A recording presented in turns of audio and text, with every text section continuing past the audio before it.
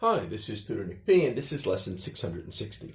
The lesson today is the difference between cheer on and cheer for. Okay, somebody wants a screenshot, do it right now. Let's get right to it. All right, now this one, there's definitely a lot of crossover. There's definitely a lot of situations where you could probably use both. All right, let's take a look at the notes here. If a person says that he or she cheers on someone, it means they support or encourage somebody, often vocally. So it's often by yelling, come on guys, you can win, come on, let's do it. However, it could be without literally cheering too. It could be just by showing encouragement or, just by showing support. So let's look at a few examples. Her parents would always cheer her on in any endeavors she took. All right, now this one really means that you're not cheering. They're just talking in a very general sense, meaning that they show encouragement and support for her. They are not physically, screaming out anything. They're just showing support. So here's one where it's not. Here's the second one.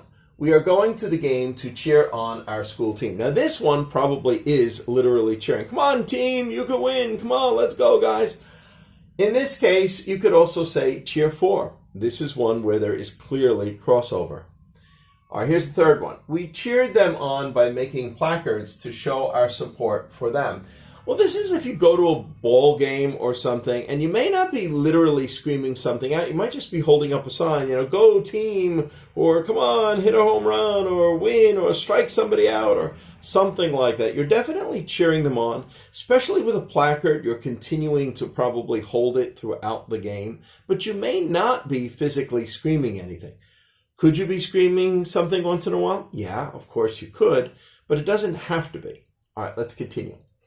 The preposition on always suggests one is continuing to do something. All right, so when we say cheer on, it always has that continuing feeling, at least for a period of time, that you're continuing to do it. So that's important to know.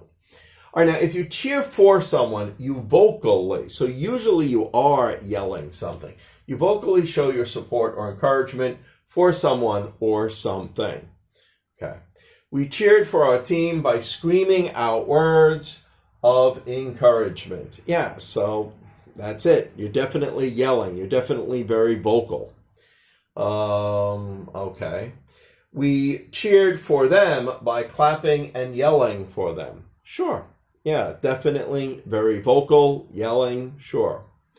All right, here's another good point to know, because sometimes we use cheer for in this way.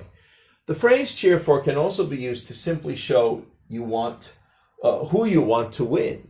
So that, in this case, you're not actually cheering. You're really asking, or you're telling who you want to win the game or who you want to win the competition. So here's our example. Which team are you cheering for? So which team do you want to win? Now, which team are you cheering on? It sounds a little awkward. We're much more likely to say cheer for in this sense. I always cheer for the candidates in the political party I support. So again, you're showing that you want them to win. Now, again, you're talking in the general sense, so you're probably not screaming at that moment, so that's the way it goes. Anyway, I hope you got a little better feel. I hope you picked up on some of the hints of when we're more likely to use one than the other. And of course, there is definitely crossover. In both cases, you could be yelling out things to support your team. Anyway, hope you got it. Thank you for your time. Bye-bye.